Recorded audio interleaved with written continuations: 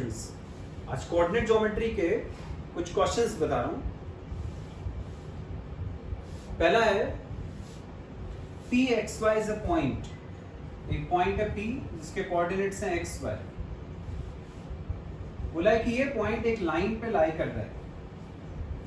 ये लाइन को अपन ने ए बी लिखा, इसके कोऑर्डिनेट्स दिए हुए हैं a, 0, 0, b। बोला है कि यदि ये पॉइंट इस लाइन ए बी पे लाई कर रहा है तो हमें प्रूव करना है कि x upon A plus Y upon B equal to 1। बहुत आसान है। यदि ये पॉइंट P ए बी के ऊपर लाई कर रहा है, इसका मतलब कि ये तीनों पॉइंट्स A, P और B एक लाइन पे हो गए। एक लाइन पे लाई करने वाले पॉइंट्स को अपन बोलते हैं कोलिनियर पॉइंट्स। ये पॉइंट्स हो गए कोलिनियर। और हमने पढ़ा कि कोलिनियर पॉइंट्स के लिए एरिया ऑफ ट्राइंगल 0। तो अपन क्या करेंगे, इन तीनों को लेकर ट्राइंगल का एरिया निकालेंगे। जो ट्राइंगल का एरिया आया उसको इक्वल टू 0 कर देंगे। सिंपल। एरिया ऑफ ट्राइंगल का formula half x1 y2 minus y3 plus x2 y3 minus y1 plus x3 y1 minus y2। ये एरिया ऑफ ट्राइंगल जिसको हमें इक्वल टू 0 करना है। रखते हैं वैल्यूज। x1 मतलब पहले वाले पॉइंट का x coordinate a, y2 minus y3 ये y2 वो y3, तो y minus b plus x2 second वाले पॉइंट का x coordinate x, y3 minus y1, y3 हो गया b माइनस y1 हो गया 0 प्लस x3 0। अब 0 के साथ किसी को भी इंटू करने की जरूरत ही नहीं होती। 0 इंटू ये पूरा ही 0 हो जाता है, ये पूरा 0। इसमें वैल्यू रखने की जरूरत ही नहीं पड़ेगी। Equal to 0। ये जो नीचे वाला 2 है वो वहां जाके क्रॉस मल्टीप्लाई होगा, तो 2 इंटू 0 0, ये 2 भी गया। ब्रैकेट खोला तो A Y minus A B plus B X equal to 0। A B को उधर ले गए तो A Y plus B X equal to A B, ऐसा आ गया। सबको ए बी से डिवाइड करा तो A Y upon A B plus B X upon A B equal to 1। B से बी कट गया, ए से ए कट गया, तो क्या आ गया x upon A plus y upon B equal to 1। देखो ये प्रूफ करना था, x upon A plus y upon B equal to 1 आ गया।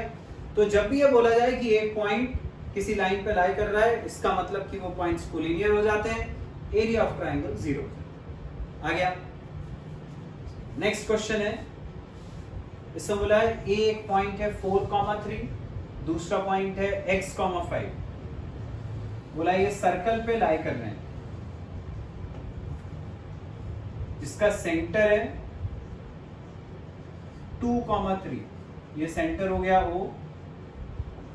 एक पॉइंट हो गया A 4,3, एक पॉइंट B x, 5। ये दोनों सर्कल पे लाई कर रहे थे जिसका सेंटर ये था। अब अपन को पता है कि यदि ये पॉइंट सर्कल पे लाई कर रहे हैं मतलब OA और OB दोनों बराबर होगा, दोनों सर्कल के रेडियस हैं, तो OA equal to OB। OA में लगाते हैं distance formula, under root distance formula जानते हो, x2 माइनस x1 का square plus y2 minus y1 का स्क्वायर। किसी को भी x1 y1, किसी को भी x2 y2 ले सकते हो। जैसे मान लो मैं इसको ले रहा हूं x1 y1, इसको x2 y2, तो x2 माइनस x1 तो 4 माइनस 2 का square plus y2 minus y1 तो 3 माइनस 3 का स्क्वायर।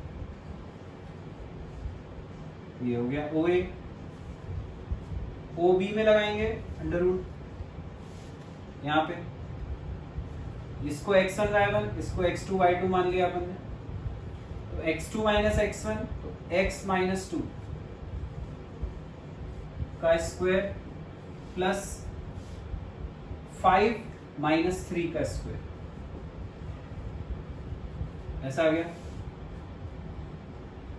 दोनों तरफ स्क्वायर कर देते हैं तो रूट हट जाएगा, यहां स्क्वायर करा, यहां स्क्वायर करा, स्क्वायर से रूट कैंसिल, 4 माइनस 2 2, 2 का स्क्वायर 4, 3 माइनस 3 0, यहां भी स्क्वायर से रूट तो कट ही चुका है, x माइनस 2 का स्क्वायर ओपन करा a minus B whole square से, तो a square minus 2ab plus B square, 5 minus 3 2, 2 का स्क्वायर 4, ये 4 से ये वाला 4 कट गया, तो अब क्या बचा, X square minus 4x plus 4 equal to 0। ये हमें पता है x माइनस 2 का होल स्क्वायर होता है इक्वल टू 0, स्क्वायर हटाएंगे 0 का रूट 0, तो x इक्वल टू 2। अपन को निकालना क्या था, x की वैल्यू आ गई 2, आगे समझ में। तो अब तुम इसकी वर्कशीट के क्वेश्चंस और ट्राई करके देखो, जितने ज्यादा क्वेश्चंस करोगे उतना कंसेप्ट तुम्हारे क्लियर होते जाएंगे। Thank you.